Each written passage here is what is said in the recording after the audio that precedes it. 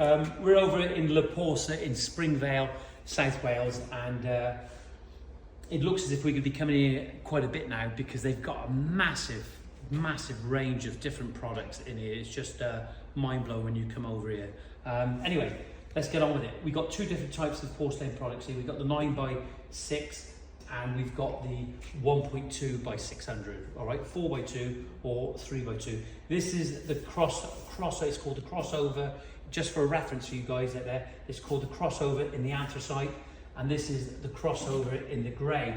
You can see where we got the vein going through. I think it'd be good at this point to actually call somebody in here that actually lays tiles indoors, and what we can actually do is talk about some of the important points that you should cover when laying your porcelain outdoor. Matt, could you come over here just for a sec? So this is Matt Beecham from, Matt, what's the name of your company? Matt Beecham, general building flooring contractor. Yeah, you do quite a bit. Matt, the only way we learn about anything that we're using on a day-to-day basis is when we make mistakes, don't we? Yeah. Okay, and not saying you've made big mistakes. Yeah, you made your fair share. The arrows on the back of a porcelain product. Our viewers are going to want to know a little bit more about other things, but there are arrows on the back, aren't there, in some cases of porcelain. Why do we have the arrows on the back? Just because of the green in them, because you keep all the tile, everything looking the same. Yeah, so keep those arrows facing the same way, isn't it? It's because of the shade as well. Because of the shade? Yeah. If you turn it, you'll see it when they're done. And you only notice it after, don't you, after you've laid it. It's so important that you read the package and have a look and just bear in mind about those arrows. Don't blame your supplier. This is something that you need to know about that. Also on the back mat, we have, okay, and we'll turn one around in a moment, we have, maybe we can do it now, let's pick one up now.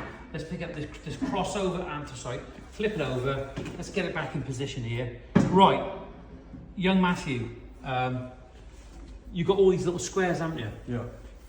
Okay, why these little squares? When we lay in this outdoors, right, we got to make sure that those little squares are filled. Full of slurry, yeah. And to ensure that we get maximum adhesion from the unit to the mortar bed. Make sure it sticks fully, isn't it? Mm-hmm. For me, I know it's a little bit different when you're working indoors because you're using those adhesives, but for me, it's so important that when we don't just use a roller and it's thin. That's not going to work, is it? No. That's even not indoors, I trowel the back of these. Even indoors? Yeah, before I lay them. Okay. I like trowel the floor as well. So.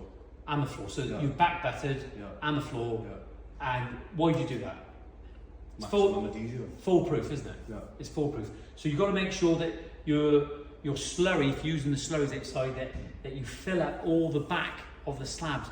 And that's to make sure you get full contact. I've only had a photo from Lenny in Liverpool. Yeah, Lenny in Liverpool, would you believe it? So this morning from Bootle in Liverpool, his porcelain products are all coming up because they've used SBR by itself, okay?